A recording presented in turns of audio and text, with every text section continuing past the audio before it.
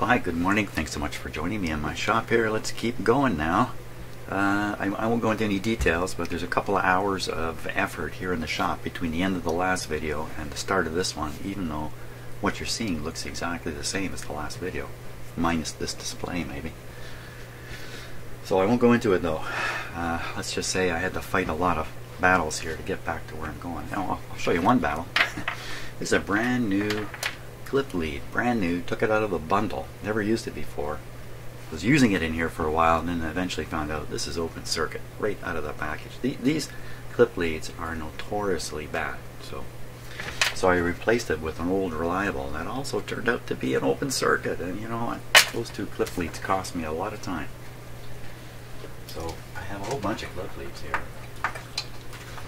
And you're probably saying, Jim, why don't you solder them all up? Yeah, I should, but look, you know, this is going to be like an hour's work. I got other things to do. Okay. So what do we got here? We've got, a little hard to see here. Let me just adjust that a little bit.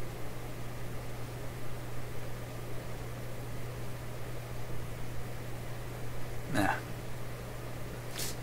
I'm going to have to do it with the video camera instead. Video camera setting. So we're looking at the AM band sweeping across here. Part way across you can see a little nubbin. No, you see, you can't see it. You guys can't see it. Okay, let me fix this up again here. Wow, Mr. Murphy's not making it easy on me today either. I thought I got him out of my house, but he's still here. So what I've done is I've just reduced the brightness sensitivity of the camera, and unfortunately you can see bars moving across, and that's just an effect of the quote shuttering of the camera. Of course, there's no shutter in an electronic camera, but in effect, as it scans the image, it's throwing these bars across, and I can't get rid of it. Let me turn up the input signal here so you can see the you know, this is probably a better solution. Just turn that up. So you can see that there's two peaks in there now, quite clearly. In fact, you can see them better than ever. There shouldn't be two, there should be one. And let me just tune the radio a bit and verify what we're doing here. So you can see them move. Look at the non-linearity in them. What is going on there, eh? So I'm just tuning the radio, and these bars are just, these two peaks are just, wow, really separating. What do you make of that? Let's see if I can get the same display on the other scope there. You can see to the left. Yeah, you see I'm operating from a clip lead coming off the, basically off the mixer tube. I mean, this is not a good idea, being long clip lead. But I'm stuck here in how I can do things.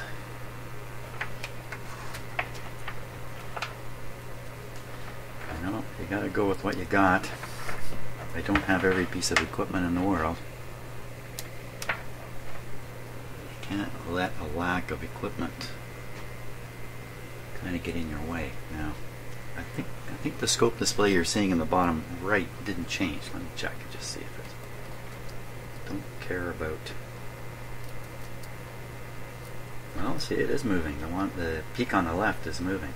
So I'm on the grid of a tube. You know what that kind of tells me? It tells me the peak on the right is probably the antenna coils, and the peak on the left that is moving when I do this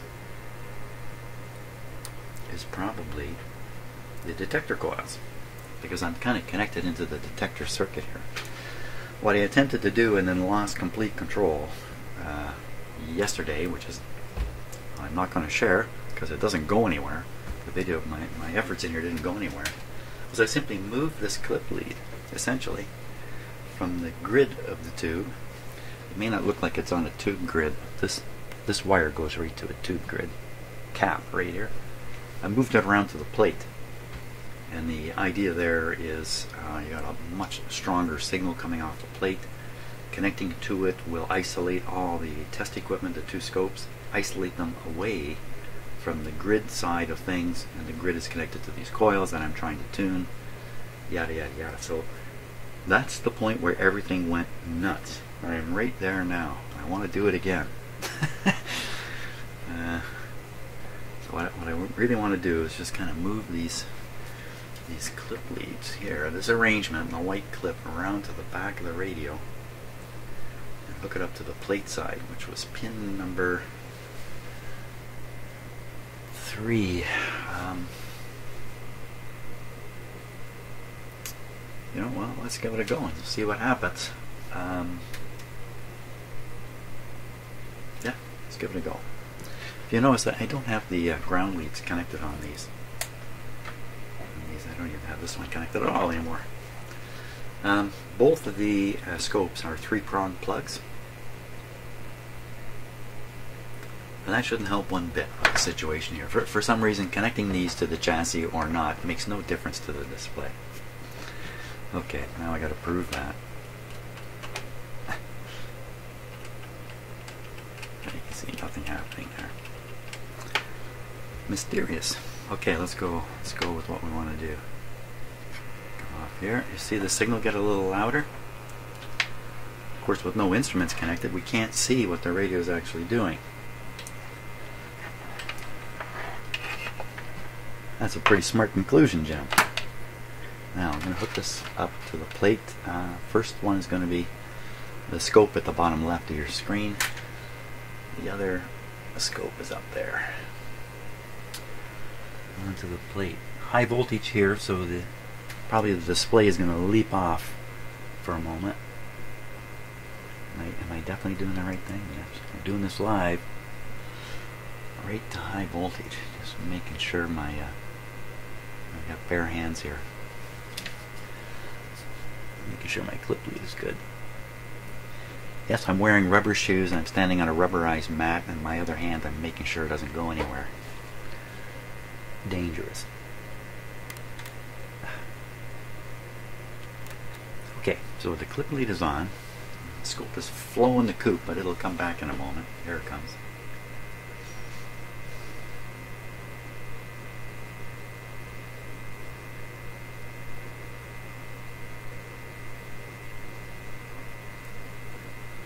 You see, things are starting to go off the rails already.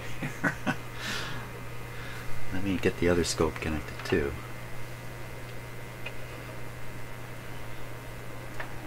Watch out, Jim. High voltage. Potentially 300 volts on these leads now. 270, I think it was.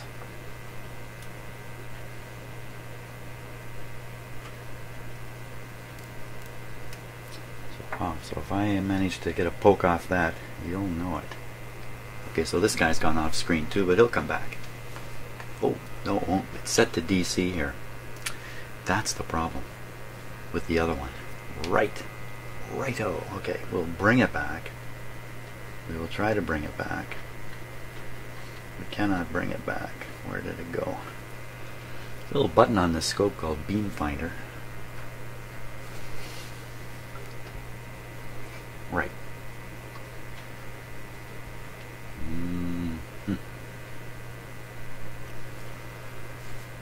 Yeah.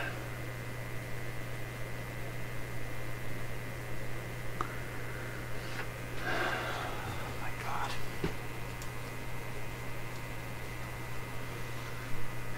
Well, let's see what happens with the other scope. I'm not commenting on the disaster this is turning into again. Okay, here we go. Just the scope on the lower right of the screen there. Boom. Quieted down the radio a bit. Get that scope a chance to come back. There's a huge DC charge thrown on it. Oh, that's not coming back until I do this. Okay, and oh, fantastic. Fantastic. That is fantastic. My camera's giving up the ghost. And Murphy jumping from one piece of equipment to another. Well, let's see if we can get the same display on the other scope, because this opens up an opportunity here to use two scopes to look in a couple places at once. Hello, camera. Do you remember what you're all about?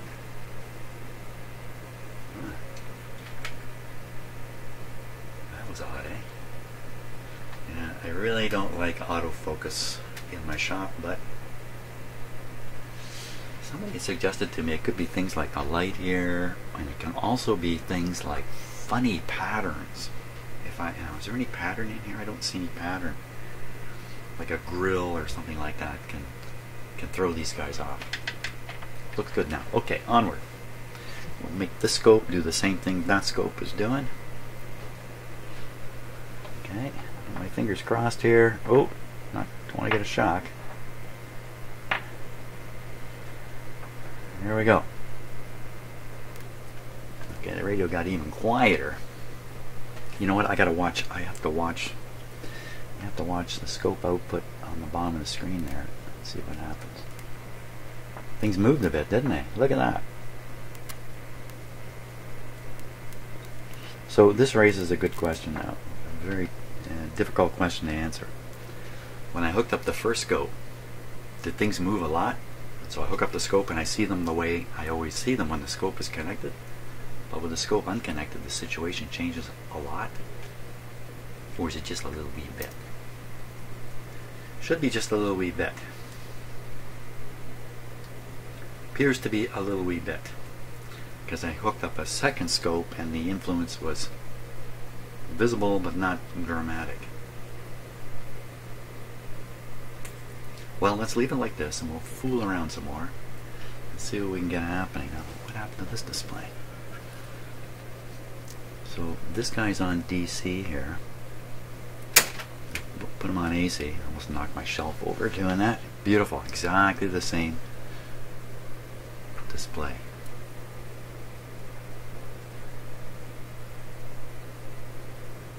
I'm looking in the middle of my TV screen. I have a big screen TV in here, and I'm trying to watch both these things simultaneously.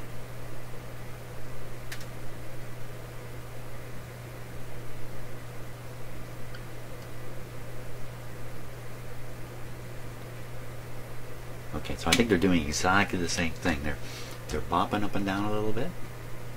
From some changes in DC, it could be reflected, believe it or not, of changes in my house power voltage, which is fluctuating slightly here, very, very slightly. It might be causing the B plus to go up and down a little bit. It goes up and down a little bit, it causes, and my scopes are fairly sensitive. A small change in the B plus voltage it causes the capacitor on the input of the scopes to charge and discharge, and you see this as a rise and fall on the display. So all I'm trying to do here is reassure myself that the tests I'm doing are not disturbing the radio enough that anything else I do is bogus. I think I lived in that world for a long time without knowing it. Because how can you know it, right? So you hook up the equipment, things change, but that's the only time you see it, is when you see anything, is when the equipment's hooked up. You disconnect the equipment. I don't want to make it sound like I've wrecked a lot of radios. I haven't. But maybe I didn't achieve. There's a number of radios I've done where I've never been able to achieve a really good sensitivity, and I kind of wrote it off as my cheap radio or something like that. But maybe if I'd done all this kind of stuff, I might have looked inside deeper and found out this kind of misalignment stuff that I think is happening here. Talking about that, let's get things more complicated. I'll turn on the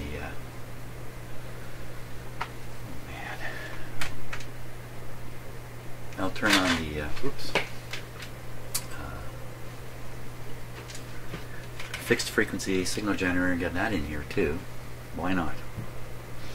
So both signal generators, the sweep one and the fixed frequency one, which is down here, are connected simply to the antenna of the radio via this yellow wire going down to these connections. It's kind of sloppy. They don't need the clip lead here, but it's there.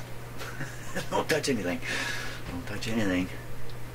I'll open the door to Murphy.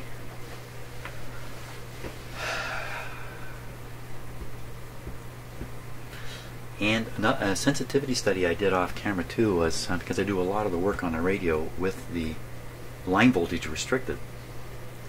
You might wonder, well, jeepers, when you put it on full voltage, does everything change?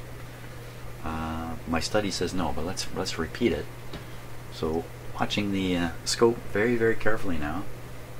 I'm going to put this radio on full voltage and see if, not that if it gets bigger, but if it drifts left or right. There we go. Oops, turned it off for a moment. I guess that made it a little difficult to check now. I was keeping my eye on this scope here, and I can tell you it's dead on. No drifting, and I also noticed the local oscillator. No drifting. So with that in mind, I'm going to continue to operate this radio at a lower supply voltage. The reason it's shooting off screen on the scope is because the B plus is changing once again, and that DC component appears on the scope while the scope lead capacitance or capacitor is being charged up. That's what's going on there. So looking at the display now, it looks to me like the two tuned circuits of interest are lined right up on top of each other. Kind of how we want them to be. So I think what I'll do is I'm going to measure that frequency, determine what that frequency is there, where the peak is occurring, and then we'll take a look at the local oscillator. You've seen the SDR running up there on the top right corner of the screen. Let me stick my probe in here. Okay, it's not dirty talk. Now, we should see a local oscillator show up there. Maybe not. Could be off the screen. Let's see. Just going to use my mirror. I'm going to try to rotate this entire radio now with everything connected to it. Now, that sounds really suicidal. No, I'm not going to try to rotate it. What could I do here? I'm going to use a mirror to see back there. My mirror is on the other side of the house, so count to 25 and I'll be back.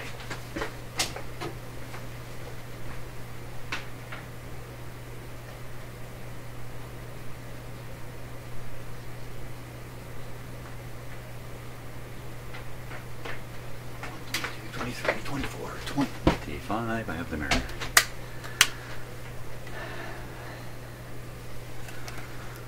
Anything happened to the radio while I was gone?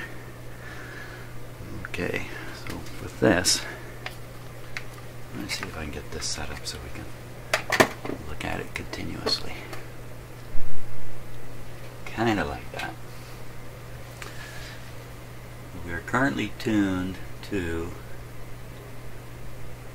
I'm going to put it right on exactly 1400. No, I'm not. I'm going to take it down to 1 million. Let's be smart about this.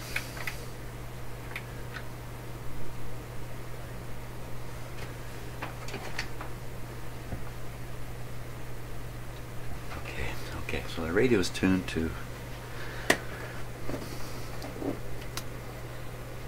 1000 kilohertz. That means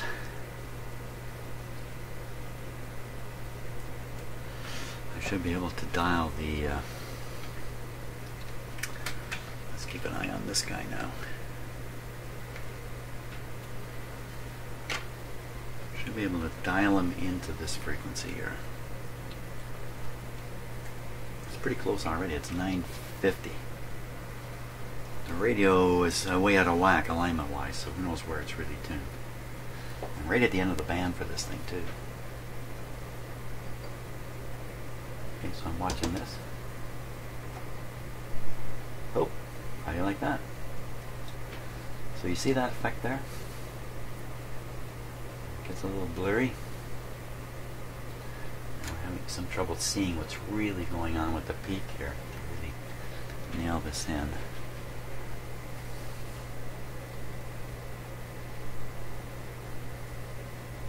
I'm just going for maximum. Making a pretty safe assumption now that the frequency showing up here is the actual frequency of of this peak is where the radio's really tuned relative to the front end.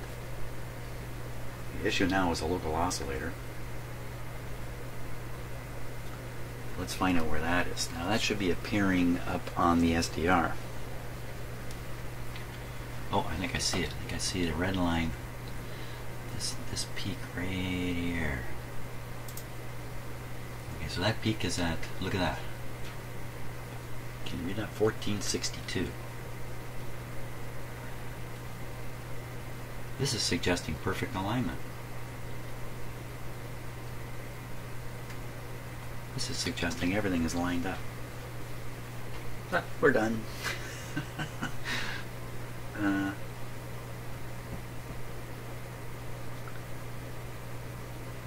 Okay, that's a bit of a miracle because I think I twiddled everything all over the place, but perhaps not. Really, eh? How do we know for sure this is all working? Well, I should be able to hear that signal. I should be able to hear. Yeah, I should be able to hear this guy. So I'm going to turn off the sweep for a moment. And turn up the radio a little bit. There it is.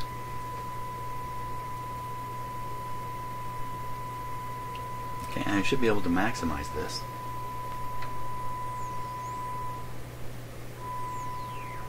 So that heterodyne,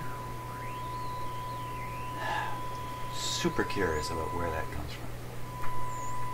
It could be there's another signal, like a, I don't know, another radio station or something. But so unfortunately, as I tune this, the whole display is drifting up and down a little bit. It makes it hard to, for other reasons. My ear says right there, 1020.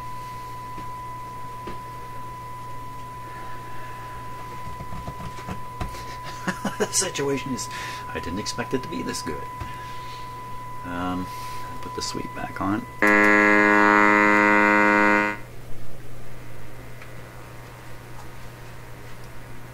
Well, I'd say let's go look at another frequency. So we'll go down to the, let's try the bottom of the band. I can't believe this worked. This just can't be the case. Okay, we're going down to Lester's farm. Gonna join in a rock and roll band.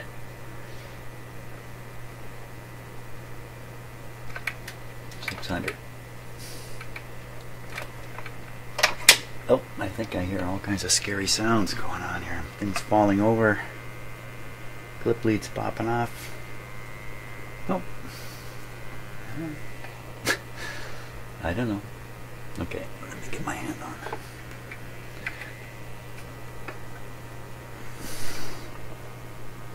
Gotta put this right on 600 and try not to yell into my microphone.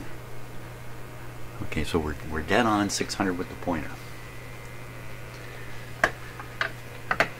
So the question now is that at 600.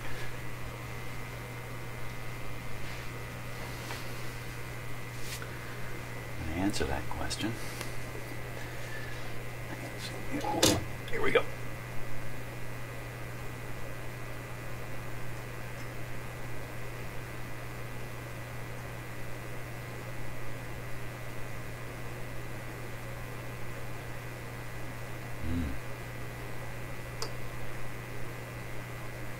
I didn't see anything happen there. Maybe did my signal generator pop off? Nope.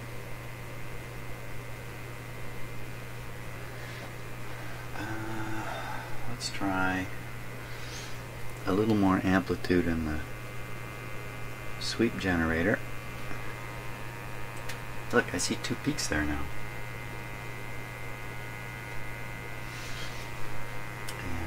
Try this again. I think it's 600.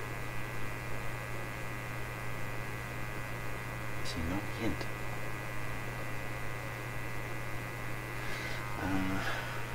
boost this guy up.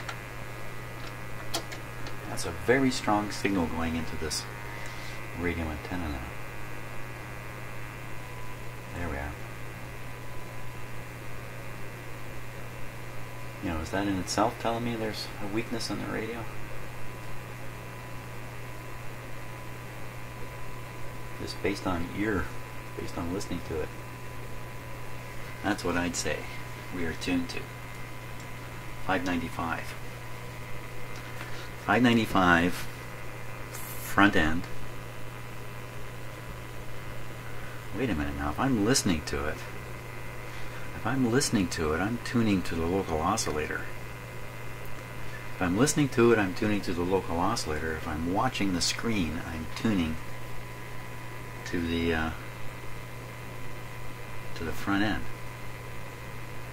That's pretty interesting in itself. That means if a local oscillator was way off, you'd hear it in one spot, but you'd maximize these peaks in another as you change the fixed frequency. If it's way off, you might not hear the local oscillator. You might not hear this generator. It may not, if the local oscillator is way off. Okay, so I think the local oscillator is set for the radio to receive 595. Okay, where is that local oscillator on? I'm looking at the SDR now. Can't really spot. Oh, that's what fell out. Okay, so my little sniffing coil fell out of the back of the radio. That's what it was. No harm. Stick it back in. And I think this is the local oscillator now, right here. That's now at 1,059,000, so 1,060,000, you know what, just because.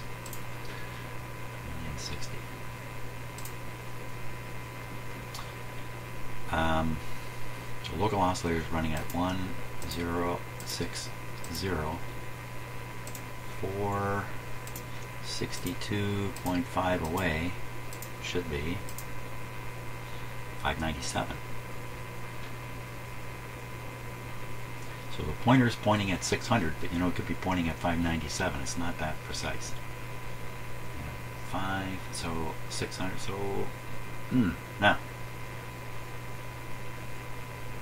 So are those front end peaks really in the right spot?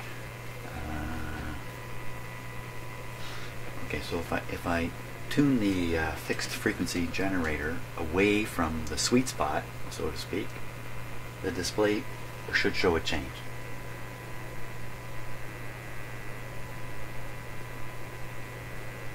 It's there. See this getting a little bigger and a little fuzzier.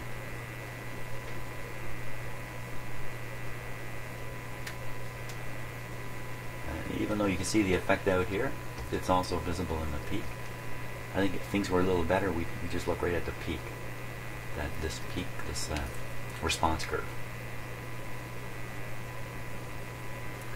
Another thing we can do now is we can twiddle with the two trimmer capacitors and see if in fact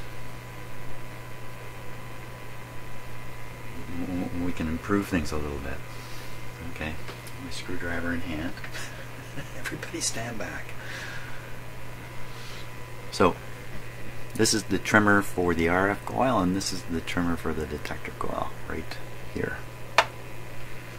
Let's go at it. Oh my god, I gotta rotate this a bit.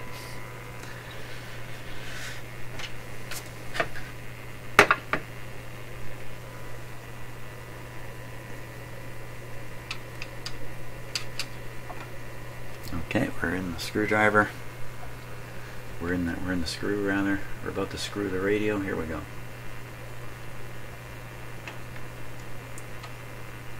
Not much happening.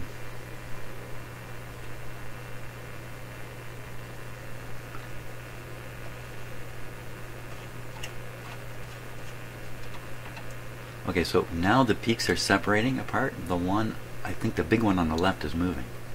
No, it's the big one, it's the small one on the right is getting smaller and disappearing. Let's bring it back. They both seem to be moving a bit.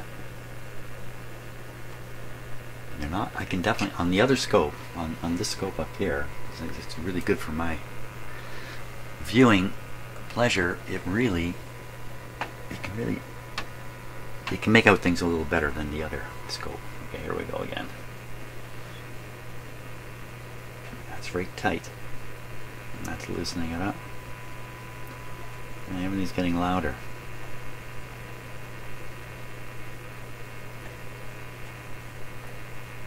Let me turn that out of the way. What I'm looking for is for these things to move back and forth and finally end up on top of each other. I do not seem to be moving. I'm at the low end of the band. Maybe this is the wrong end to be doing this. See, it's having an effect, but it's very small. Okay, lesson learned. Let's go to the high end of the band now. To the high end, everybody.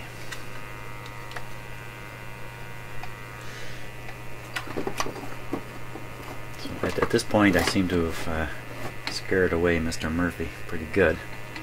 High end of the band.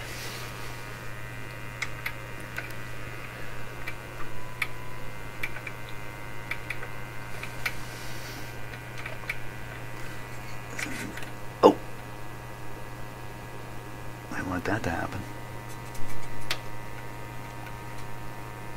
Oh well, okay, that's a faster way to tune.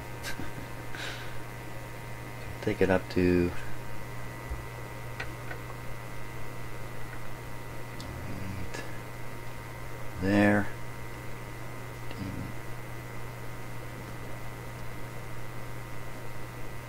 Must be 1500. Okay, so we're tuned now to 1500. You notice the peak on the display has really gone up. It's really high now, but also a lot of other fishy stuff is showing up in here. It's kind of interesting. Let's first measure that frequency and see if it's 1500. Probably just working at the low end of the band. Adjusting trimmer capacitor is not the best idea. Very distinct. Right in there. So according to the frequency counter, we're at 1530. We're not at 1500. So that is to say, the front end of the radio is tuned to 1530. The actual... So we're reading the local oscillator frequency. I'm seeing myself in the mirror, I don't like it. Got to tune now to the... what's that new thing that's just coming down the screen there? 462. What happened? Well, you know what? That's interesting. The coil I'm using has fallen out of the back of the radio again. And now I'm pretty sure what it's picking up, can you see it? It's just laying here on my bench. It's just laying here. It looks like it's picking up the local oscillator. If you're lost, that's this peak here. 438. It's supposed to be 462. A lot of interesting things happen right in this range when you're doing this kind of work. As frequencies, this is hard to grip, but as frequencies are being converted by the local oscillator, they are traveling through this region. So if I tune the radio and make the local oscillator just move upwards, up, it is already up. So let's say down. Let's say I tune the radio downwards. In this region, if this is the IF we're seeing, you'll see frequencies rolling by. It's a little like a window, you know, when cars are passing by. Only they're not cars, they're signals. It's very interesting what happens down in this area. It's definitely not 462. And what's this? This is way high. 490. Well, let's move this thing around. Okay, I touched it with my finger. Put it where we want it. There. Go. One of those is the local oscillator. At 1500, the local oscillator is 19 something. You know what? It's off the screen because my SDR is only going up to 18. So I'm just going to grab it and slide it over here. Voila! This big powerful signal here. Okay, so if we measure that, that is 1966. There you go. 1966 minus the IF 462. Does it equal 1500? Wow, it does. It does. So what have I proven here? I think I've proven that this radio is tuned up pretty good, actually. And we'll go back to what is triggering all this for me is a evening where I played around with this radio, and I found it to be very sensitive in the lower half of the AM band. The upper half, nothing was happening.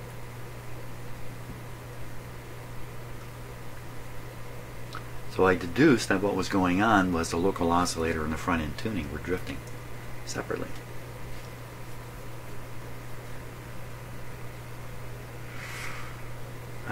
But now it doesn't appear to be the case.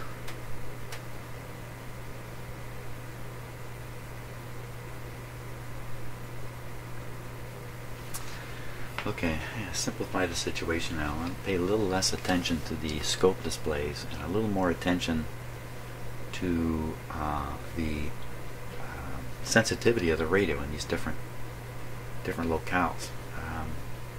First of all, my single frequency generator is really cranked up here. So what we're going to do is we're going to just feed in the single frequency. Let me turn off the. Okay, so that turns off the sweep. Now I'm going to leave the sweep running, and I'm going to remove the sweep generator lead here. As soon as I can figure out which one it is.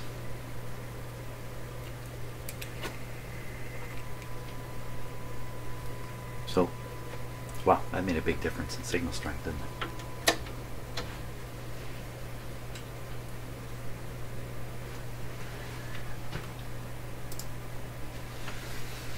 Okay, think hard now. Double check the dial setting on the front.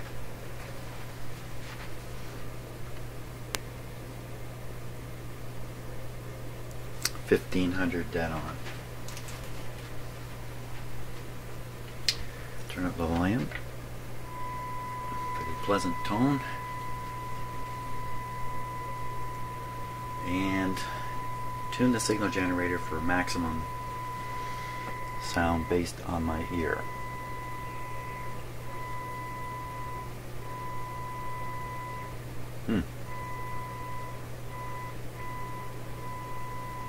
Turn it down because I think the automatic frequency control, automatic level control in the radio can interfere with what I'm doing quite significantly here. Hello, where'd you go? Let's turn it up, the radio. She's pretty loud.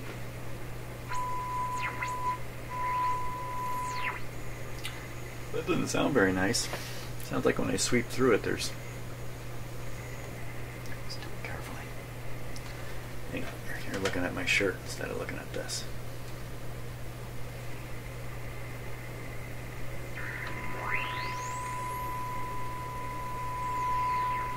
Why? I definitely hear two peaks. It reminds me of that image I've been looking at on the scope. Let's go back. One. Two. I mean, there's no doubt.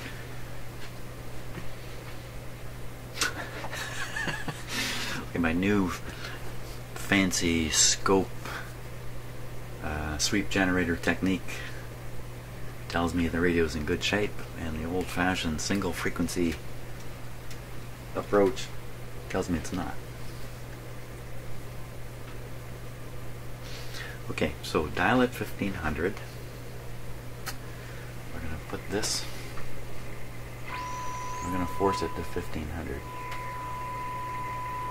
Force it. We're going to set it. Now I'm going to tune the front end of the radio to max it.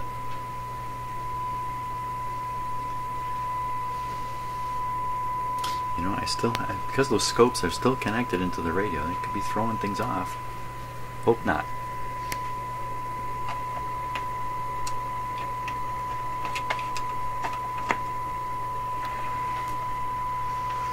Okay.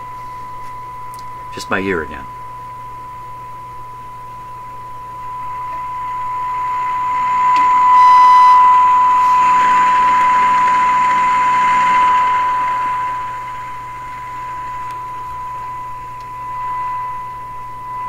Very clear.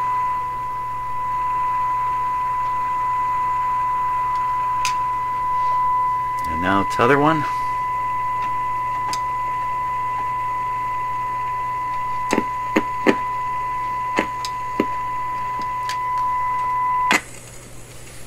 Uh-oh. What happened there? I tapped the radio. I mean, I just tapped it. She went for a ride. Okay, who did that?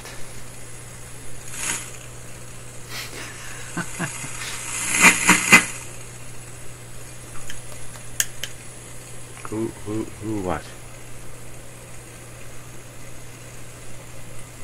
What happened? Right in the middle of this. Deal. Let me put on the sweep again. Oop. It is on.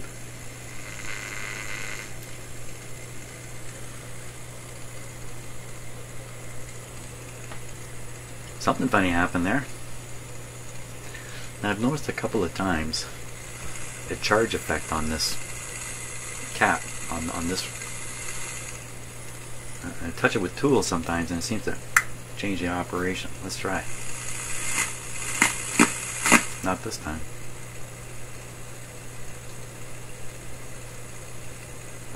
I got no clue what just happened. The signal generator is still at 1500.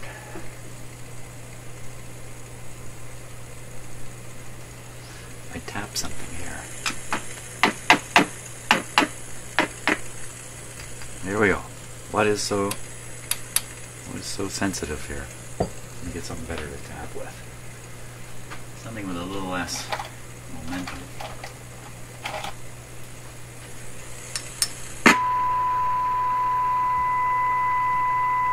Well, that answers that question.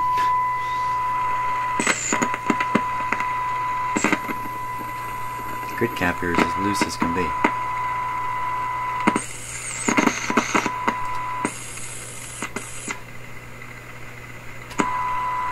Isn't that gonna...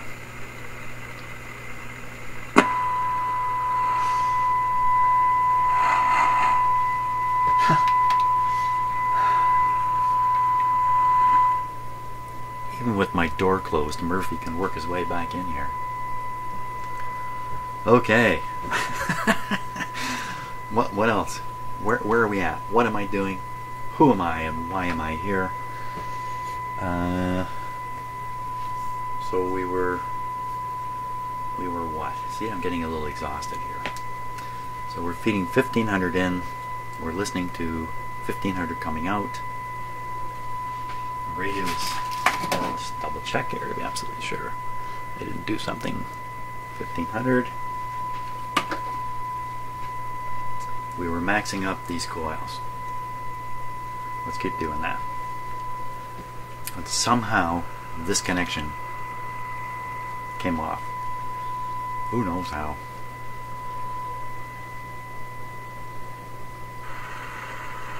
What's going on there?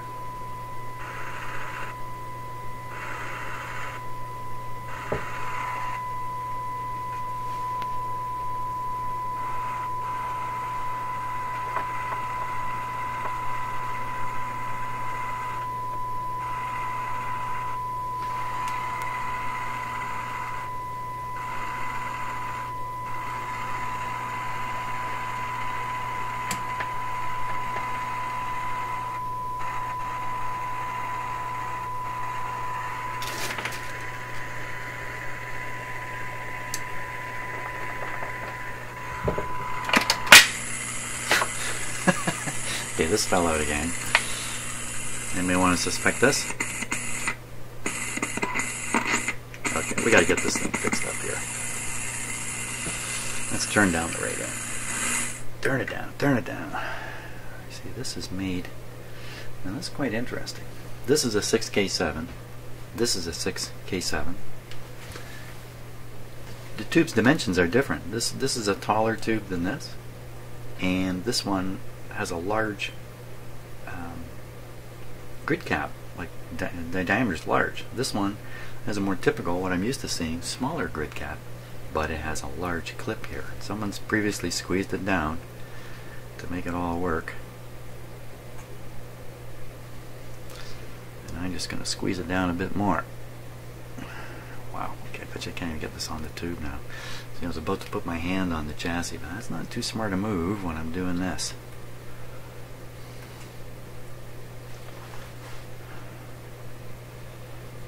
And there shouldn't be any voltage on a grid, but yeah, I shrunk that down so much I can't put it on easily. Not with one hand.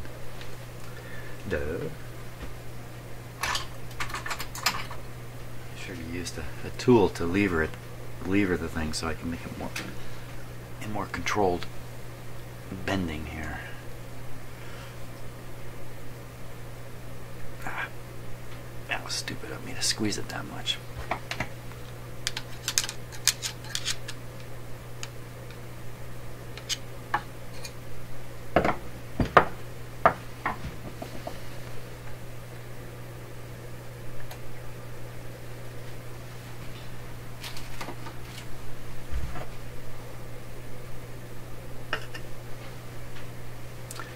There. Cap back on. Okay, now. So is this the way it's supposed to be?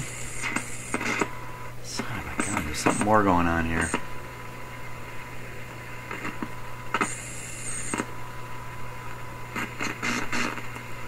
I wonder if it isn't the soldering rate in here.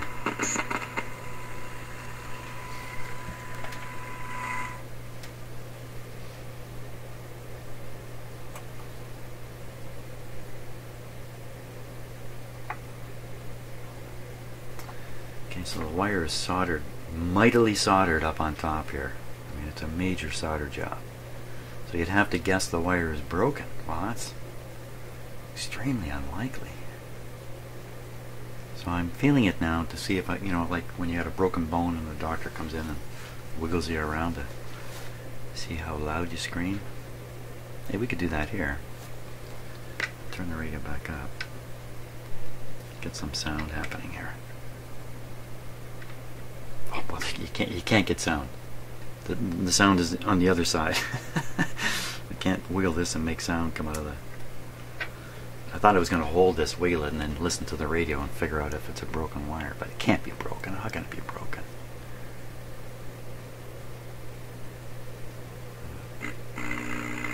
Bad tube? Don't think so. Put it back on.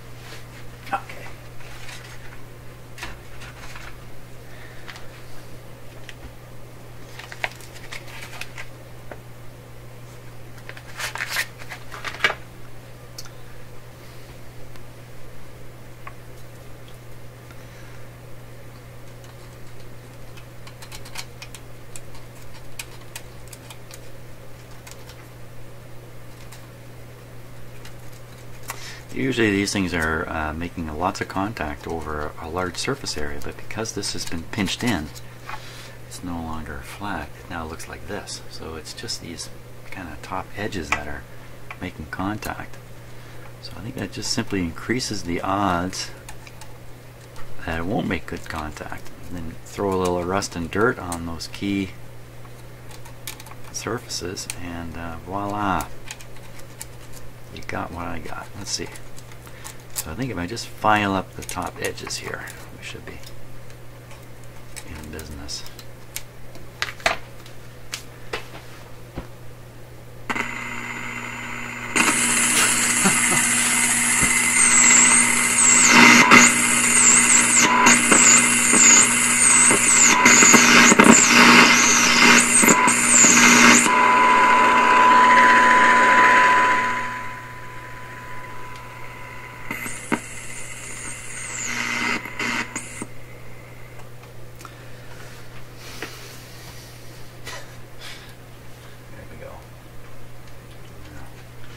before I employ another clip lead. Let me just double check it, or else I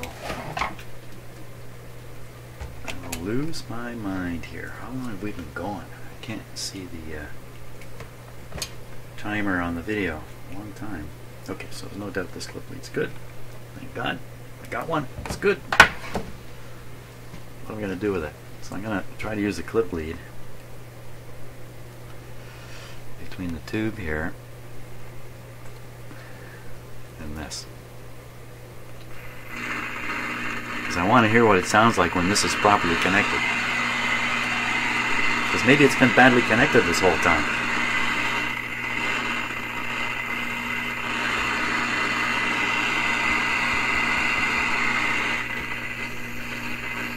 No funny business.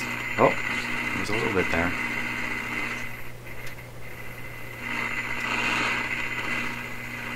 Bearing in mind I may be accidentally retuning circuits. I mean, this is a wire coming out of a coil that's tuned inside this can here, and as I monkey around with it, adding this extra piece of wire, I may be changing things. So just for the sake of finding out what is going on with this clip. So at this point, the radio appears to be tuned differently. I'm starting to suggest the IF is jumping around. Let's go back here and see what happens.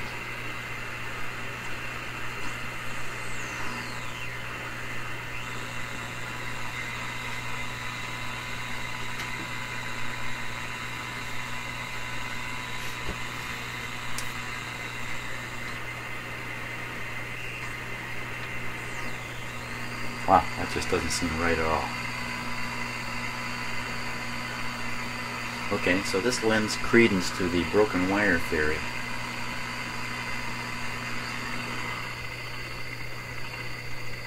See, I first bring my hand up and things are retuning.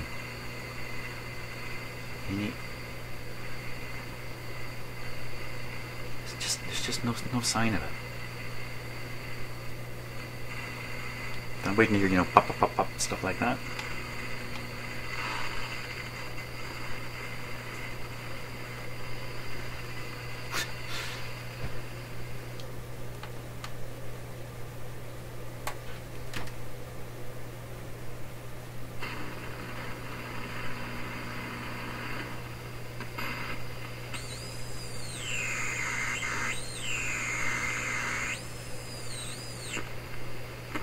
Wow, it's just such weird behavior here.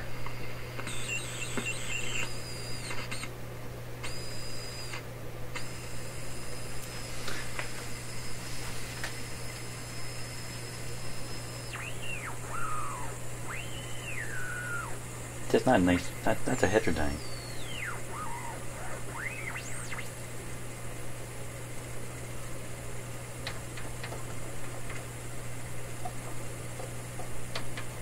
Going a little quick here.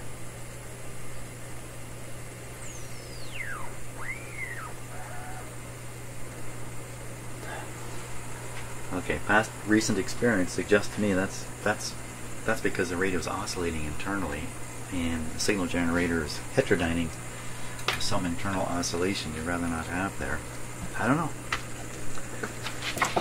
Oh my God, I've been beat down again. So I got evidence the radio's tuned. I got evidence the radio's not tuned. Quickly, doctor, do something. The patient is dying. Pick one and treat him. Wow. This crazy thing has to be sorted out here.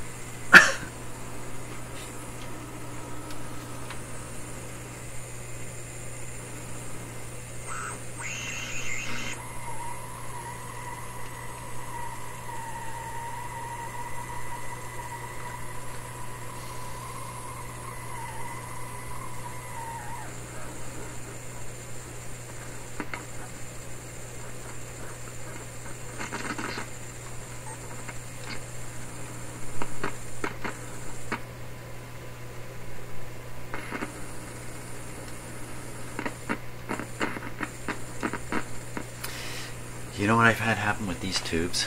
before, the shield on them. There's a metal shield, black shield, hard to see in the camera. This tube's got the same thing. You can see it's glass here, and then a shield starts, been sprayed on metal shield. I've had experiences in the past where this shield, which is supposed to be grounded, is not, because of failure of contacts and stuff in the tube itself. Is that what's going on here? Then that would be every time I move this thing, I'm actually moving the tube.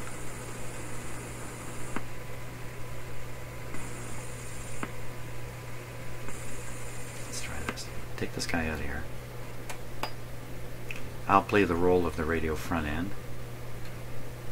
I'm not very good at it.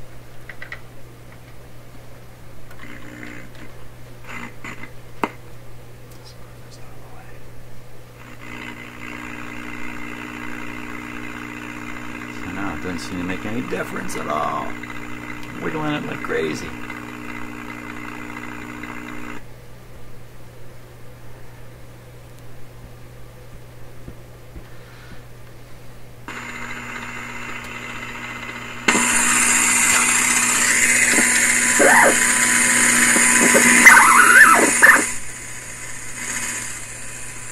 This guy's going nuts.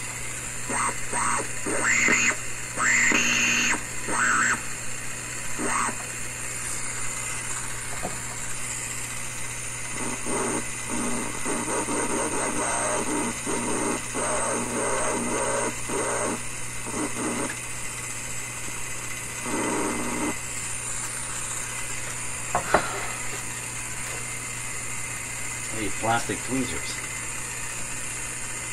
What have I got to do that with?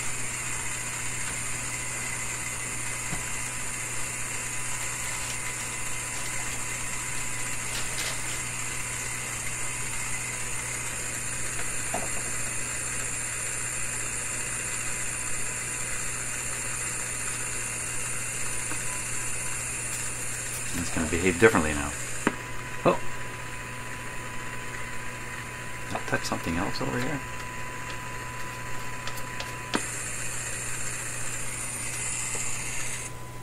Oh my gosh.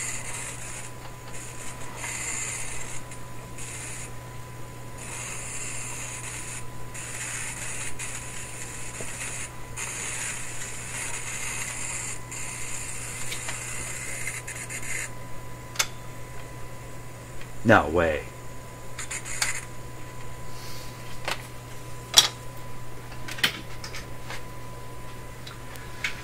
This is part of the picture here. So this green wire, which I'm really going to have a hard time reaching now with the camera sitting here, this green clip lead is innocently sitting here grounding the SDR radio. That's the other end of the green clip lead, grounding it to the chassis.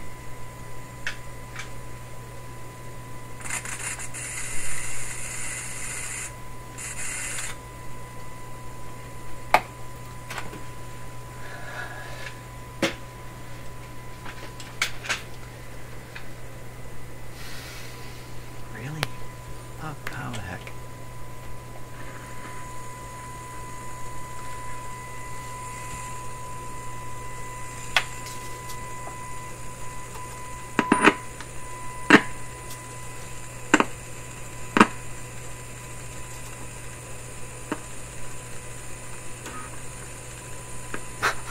Some pretty weird sounds coming out of this radio.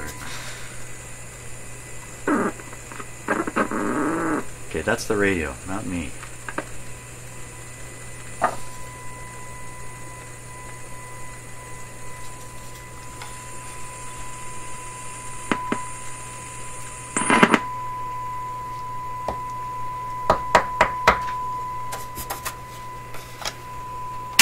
Okay, radio off. Tube out.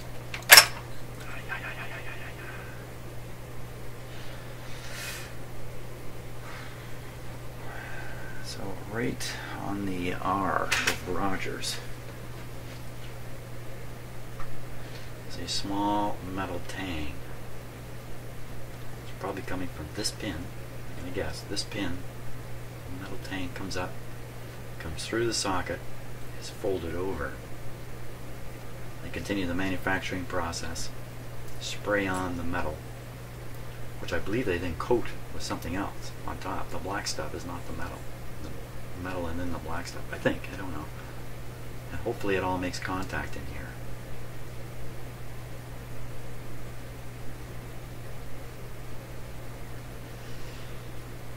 6K7. How many of these would I have? Oh, I don't know.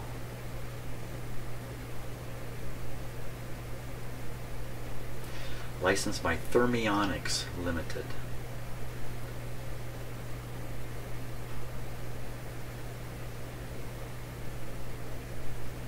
Well, sound like I'm about to cry. You know, I don't know. Well, okay, let's try a few things. A few experiments. First of all, is this conductive out here? You can't tell unless you look at the meter.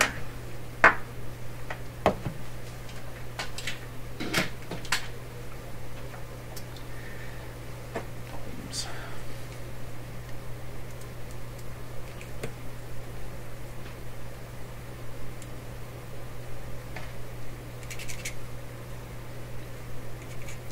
Okay, now we're going to guess this pin is the right one. See if we can hit any spot on this.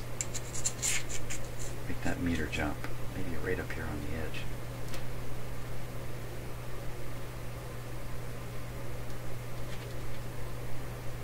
Anything.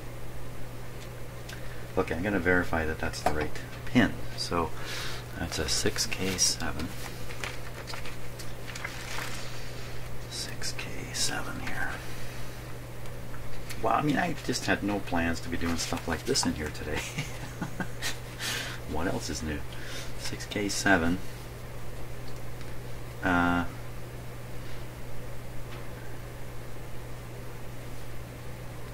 don't see anything. Pin 1 here is nothing. Pin 6 is nothing. Pin 6 and pin 1 are nothing in here. Metal type 6K7. Metal type.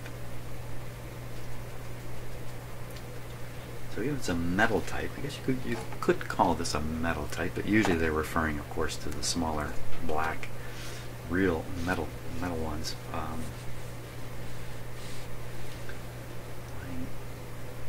AVC tubes require octals not may mount any position, electrode voltage, blah blah blah. Is it going to say anything about this type of 6K7 I've got here? This is a 6K7, right? I'm not crazy. 6K7M for metal. 6K, does it even mention it in here? Doesn't.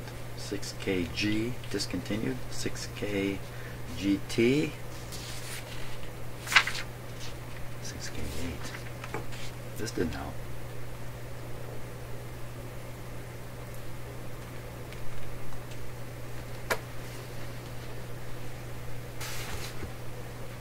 Okay, you know what? It's internet research time here.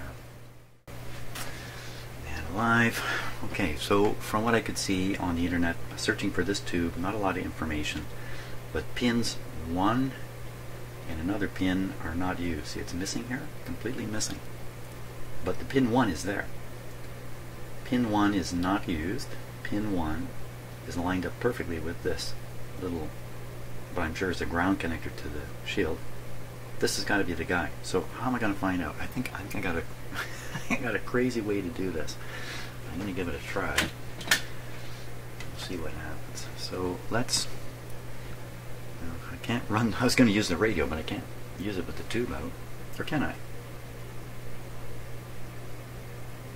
No, I'm going to try. What am I going to try? I was going to use the radio. Let's take it back in. You know, it can easily be a pin contact problem down here, and just taking it out and putting it in may resolve it. So let's put it back in.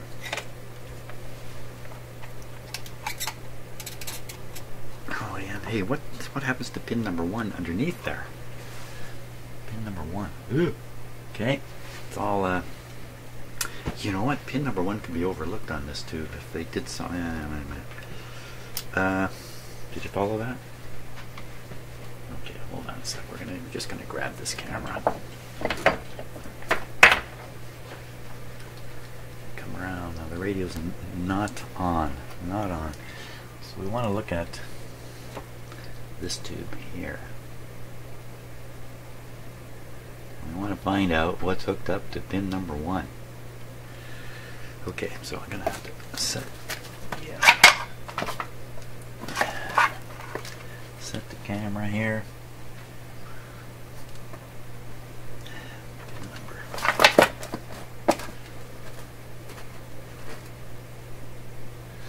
Okay, a little focus. You're gonna have to bear with me while I get this going here.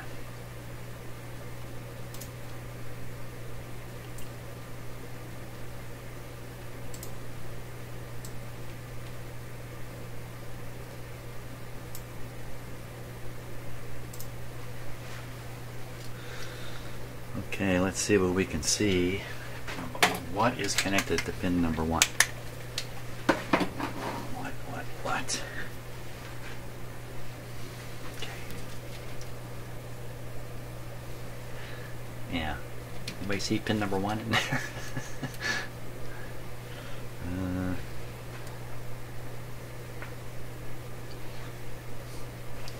Okay, the radio's off, so I can rotate the whole shebang here with all the wires connected. A little bit, anyway. Okay, get my own eyeballs in there.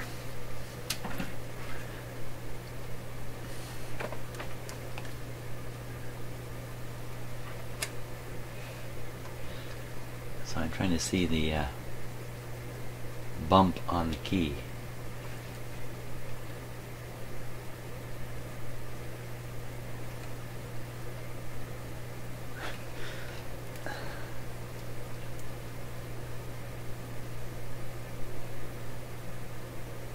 I swear there's no bump. So, okay, so there's the bump. Okay, so I see it there.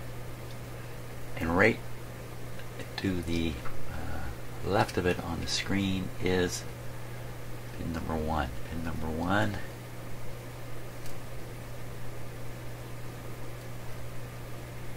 shoots to ground.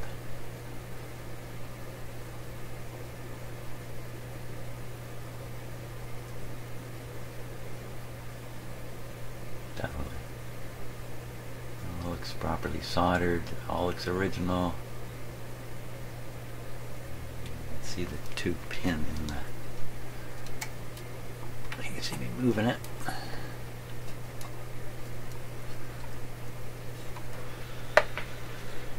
Okay, that was a bit of a long shot.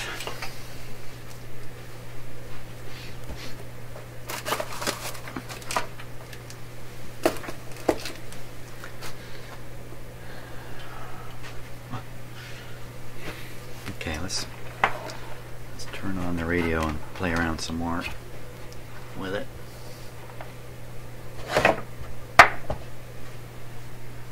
There we go.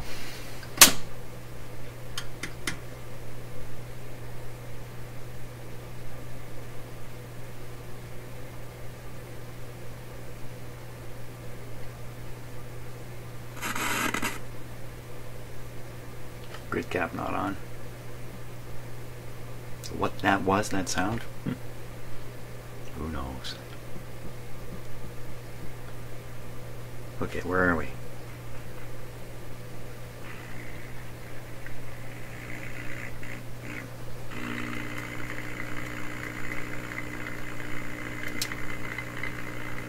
The tube does not seem to be set all the way down.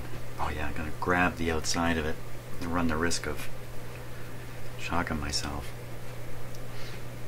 Why does it feel so kind of not really set? Okay, power off briefly.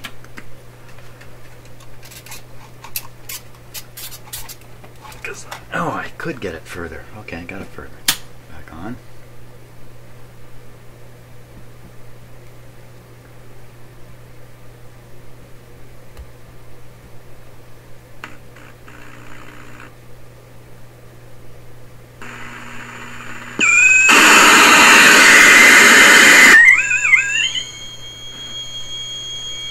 That's working great. Now, Some of that is going to be the signal generator over here. Can't forget we have this thing running. So I'm going to move this. There we are. And we're going to come back. I gotta be honest with you, the pitch of the radio, the pitch of the noise is very shrill to me now. I'm being honest. I'm not normally honest. So it sounds to me like the IF is off again. Maybe when I aligned the IF, this was in a bad state. Kind of like that light over there. And being in a bad state, I aligned it. Okay. Now it's no longer in a bad state. So now it's no longer aligned in the IF. Believe any of that? Let's wiggle this wire here. Right. Oh, no, still popping.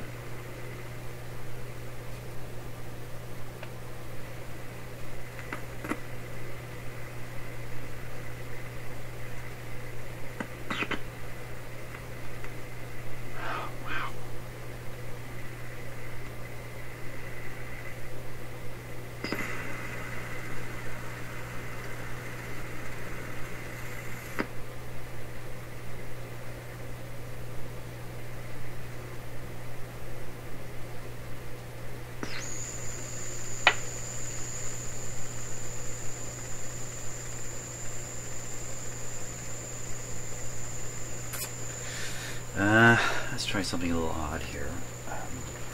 Disconnect the scope that's on camera. I'm going to try to see what's on the grid here and also what's on the cap, on the like on the tube cap and on the connector, and see if there's any difference.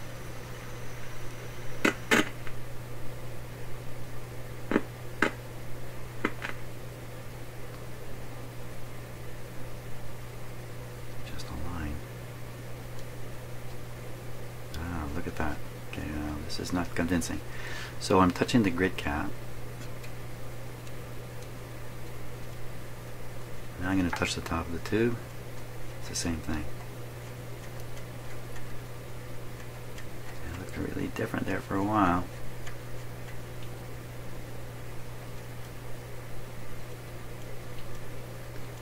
It looks exactly the same. That's the scope you're watching there. Excuse me for saying that. Now look, when I touch it, it's really noisy. It wasn't a minute ago. And when I touch this, it's noisy too. Is that really a defective tube?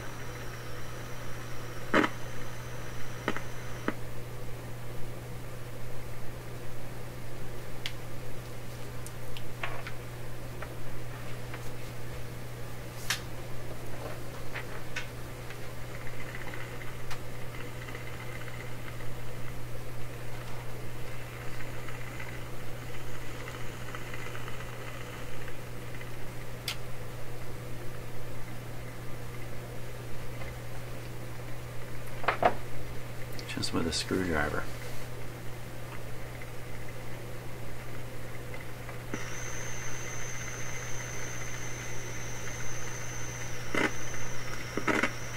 I've seen this kind of effect where the grid is building up a charge, and when you touch it with something, you throw the charge away, and you get this change.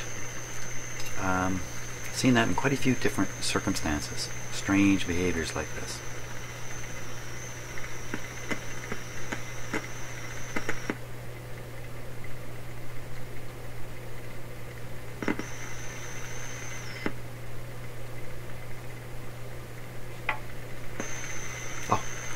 Just tap this.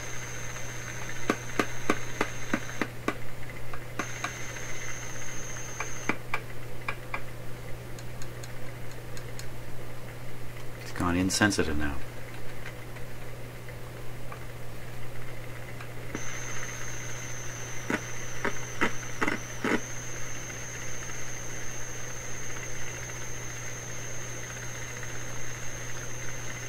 Bad tube, maybe.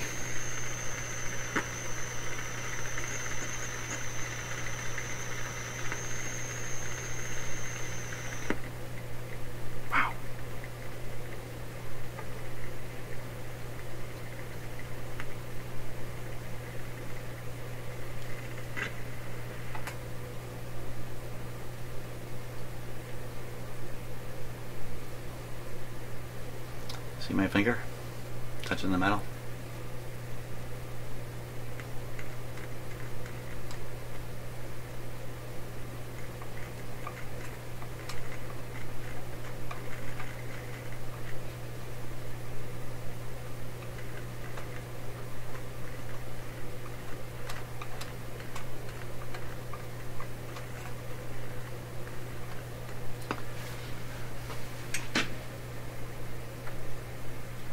On the other scope. The other scope is still connected to the plate of this tube here. That's kind of interesting too, because I'm busily touching over here. The scope is going all over the place. You know why that could be AVC doing that?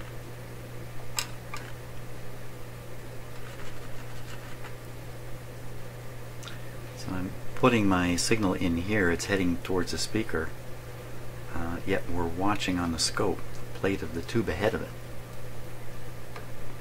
This is the secondary of a transformer. The primary of this transformer has the plate current from this tube going through it.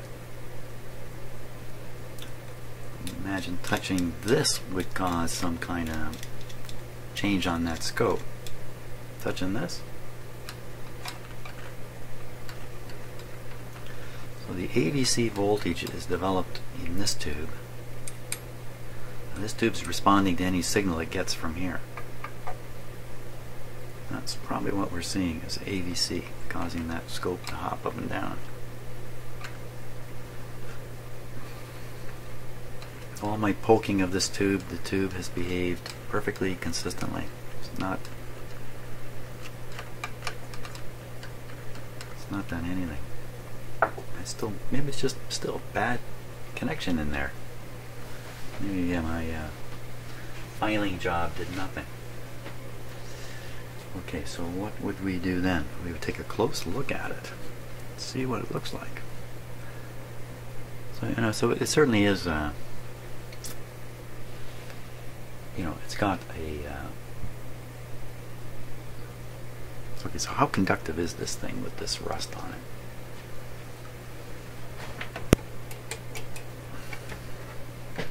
Radio's on, but it won't matter with what I'm going to do. So I'm going to clip this onto here and trust it's made a connection. And then just watch this meter here. I'm just going to touch it lightly. So this is resistance. So that's the leads touching, and this is me touching the cap. Now how do I know I made any connection at all? So I'll get to the part of the cap here and I'm pretty sure it's conductive. Right along these edges here. Yeah, okay, so that proves the black clip lead is connected. So there's some, look at most of this, it's not conductive. It's really bad. Maybe that's all I'm fighting. It's just I really need to clean that thing up better. Okay, so clean it up better with some sandpaper.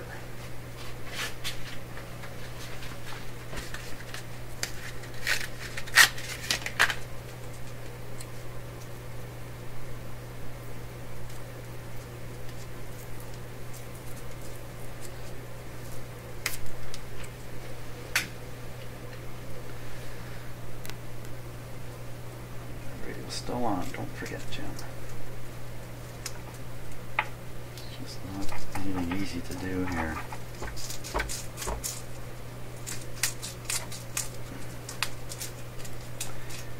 I need to do the top of the tube also. Why don't we test that for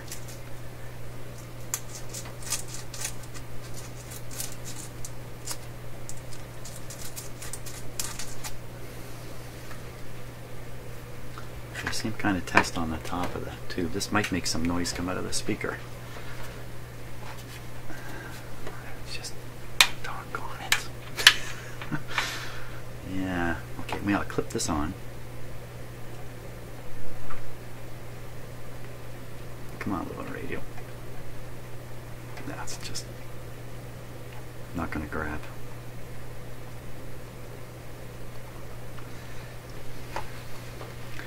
Okay, now watching the ohm meter here. Really attempt to do this. Now you get an idea of what it's like working with these close-up cameras while I'm doing this stuff. Yeah. Well, that's affecting the scope there, just touching it anywhere. That's kind of enough of a test right there, but let's do this. Yeah, see, this is pretty conductive. I don't see where there's much need to worry about it. I will now stick this back on. Maybe we're in business.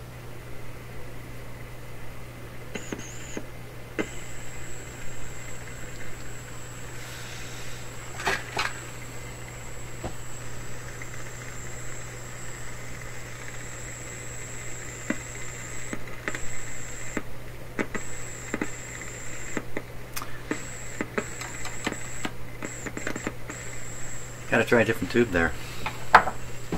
That's where we're ending. That's the end for today. And I've driven myself crazy. But I have to settle this down. I can't continue with this bopping around like that. So thanks so much for watching this it's tough in here. It's really tough. See you on the next video.